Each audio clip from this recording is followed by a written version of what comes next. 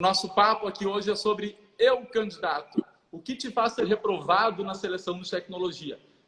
É o que te faz ser reprovado. Então, com certeza, a gente vai ter várias situações importantes para conversar. Quem está aqui com a gente hoje é a Daniela Strazas, psicóloga com MBA em Gestão de Pessoas e Coaching de Liderança. Atua há mais de 15 anos com o processo de recrutamento e seleção de tecnologia, com passagens por grandes empresas como a Stefanini e por empresas importantes como a WK Job Hub. Dani, primeira pergunta aqui é sobre redes sociais. Qual a importância das redes sociais para os candidatos e, principalmente, com essa questão do home office, todo mundo fazendo entrevista online, os recrutadores, tu, no caso, dá uma olhada nas redes sociais dos candidatos antes das entrevistas? Sim, as redes sociais elas são importantes para os candidatos, principalmente o LinkedIn. Tá?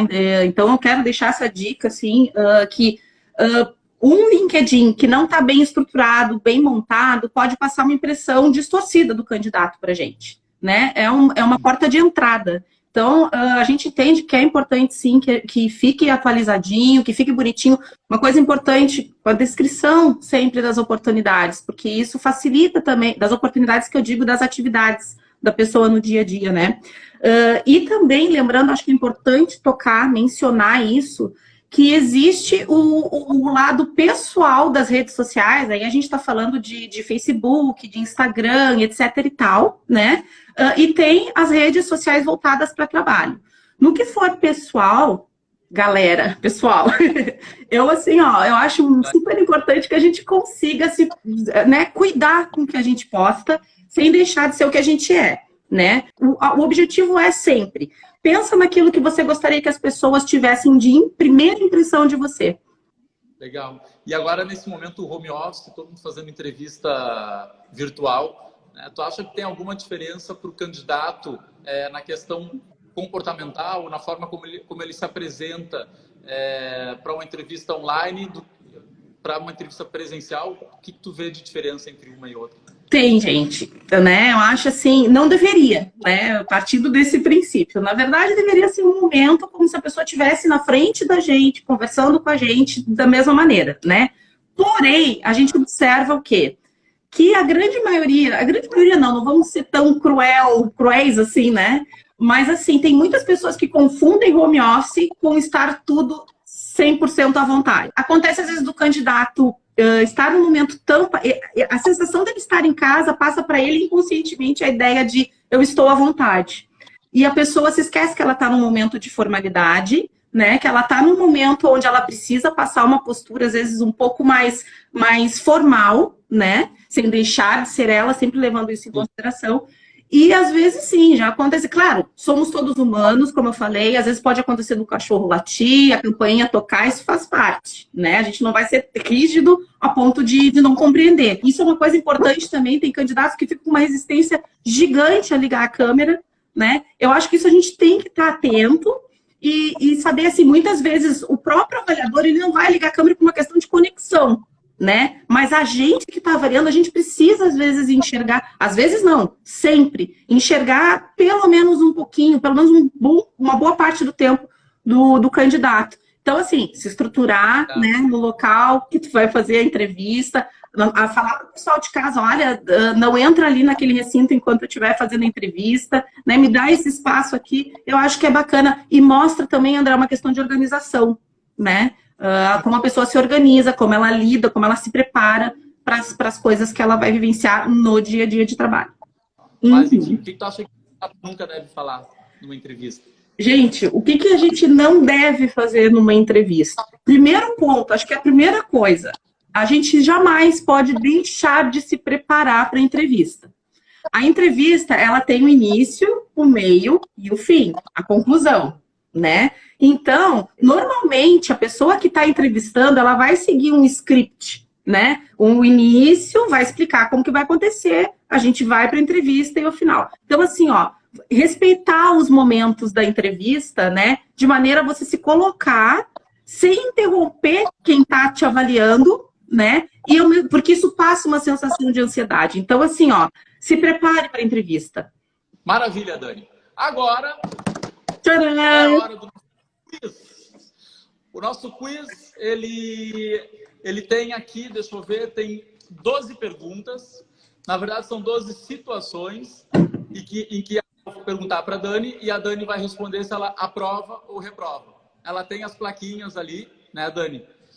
Levanta isso, tá ali, ó, plaquinha verde, aprova, plaquinha vermelha, reprova. Então, eu vou fazendo as perguntas e aí ela vai levantando a plaquinha se aprova ou se reprova. Mandar o currículo para várias empresas no mesmo e-mail, colocando todo mundo em cópia. Aprova ou reprova? Super reprovo! Não sei se é para comentar se não é, André, mas assim, ó, gente, não indico. Pega super mal, de verdade. Aquele candidato que desaparece quando a gente encaminha o teste técnico e não dá a justificativa. Aprova ou reprova? Essa ele mesmo assim reprovou, né? É que assim, né, gente? É uma questão, ele mesmo já se reprovou, André, concordo contigo. Fora que o mercado de TI, gente, é desse tamanhozinho assim. Os RHs de TI, 90% se conhecem. As informações, às vezes, elas vão passando. Não que a gente vai dizer, ah, o fulano de tal fez isso. Mas se você se candidata a uma vaga e tem um RH lá, uma pessoa de RH, que já trabalhou em outra empresa e essa situação aconteceu, já liga a primeira coisa que a gente, opa, essa pessoa já participou do processo seletivo lá e a pessoa simplesmente ignorou. É mais bonito falar. Não tem nada como sinceridade, como ser verdadeiro, né? Como a gente sinalizar, olha, eu não quero fazer. Eu não vou fazer de uma maneira elegante, né, André? A entrevista online. O entrevistador está com a câmera permanentemente aberta e o candidato permanece com a câmera desligada. Ó. Prova, né? Sem condições, gente. Como eu falei para vocês, né? A gente que está entrevistando, às vezes, para facilitar o processo da conexão, que às vezes não tá bacana e tal, a gente pega e a gente sinaliza, olha, eu vou ficar com a minha câmera desligada. Mas eu preciso que tu mantenha a tua câmera ligada, né? Não façam isso, gente. Não deixem de ligar a câmera, porque isso faz parte do processo seletivo. A gente enxergar vocês faz parte do processo seletivo. O candidato faz entrevista para outra empresa dentro do seu atual local de trabalho. Aprova ou reprova, Dani? Gente, vai para o carro. Aí entra a situação. Vai para dentro do carro. O candidato não tem experiência. Se candidata para uma vaga nível sênior e diz que aprende tudo rapidinho. Aprova ou reprova? Gente, reprova. Ó, deixa eu falar uma coisa, né? Eu já vi pessoas dentro de empresas, nessas empresas que eu já trabalhei, pessoas que com 6 meses de empresa, na área de testes, o objetivo da pessoa era a área de desenvolvimento. E a pessoa estava na área de testes, na verdade ela não tinha nem 6 meses ainda de estágio. A pessoa me chamou para um bate-papo e me disse assim, eu domino tudo de teste de software, eu sei tudo, eu sei fazer tudo. E a pessoa me disse isso, e aí eu perguntei para ela, qual é o teu conceito de domínio?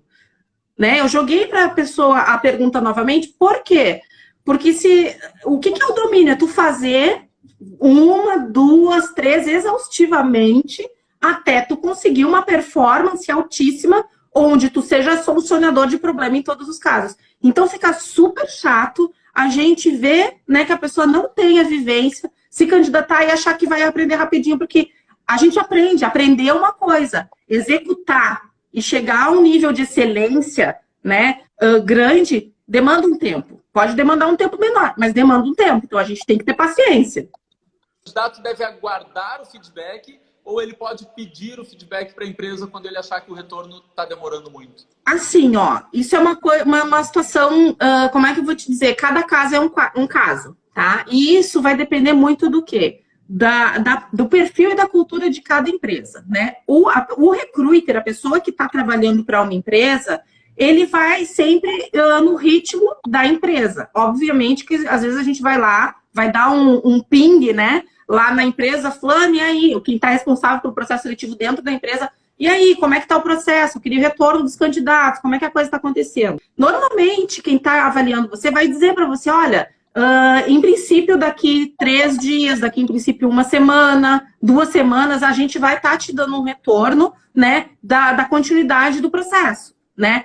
Espera, esse tempo, né? Apesar do canal de comunicação estar aberto, eu sempre deixo esse canal super aberto com os candidatos, né? Mas se a gente não trouxe nada para você, é porque de fato a empresa não nos sinalizou ainda. Tem pessoas que às vezes a gente entrevista, no dia seguinte a pessoa já quer o retorno. E aí, como é que tá o processo seletivo? 2 dias depois. Calma, a gente sabe que tá difícil para muita gente, André. Tá muito complicado, tem muita gente que tá desempregada, tem muita gente que tá sem uma oportunidade, e a gente tenta, isso é uma coisa que assim, ó, a gente tenta ajudar o máximo possível dentro desse contexto, mas a gente precisa ir no ritmo das empresas. Isso é uma coisa super importante, né? Contem conosco dentro daquilo que a gente pode fazer em relação às empresas que têm sido super parceiras também nesse momento. E Dani, que dica tu daria para aquele candidato que ele está assim, com bastante dificuldade para se recolocar no mercado?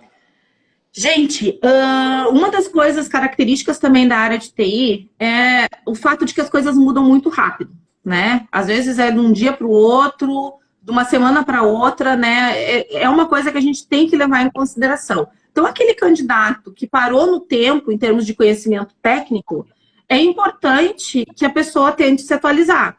O que está em voga hoje no mercado? Metodologia tal, metodologia ágil, ou, sei lá, DevOps, né? Tenta direcionar, tenta alguma formação. Nossa, tem tantos lugares que a gente consegue informação, tem tanta coisa no YouTube, em sites, né, que a gente consegue fazer cursos online. O próprio LinkedIn traz muita coisa nesse sentido. Então, assim, vamos atrás. Não fica parado no tempo esperando o tempo passar e o volume de informações aumentar. Boa noite, Super beijo, gente. Obrigada, André. Obrigada pela oportunidade.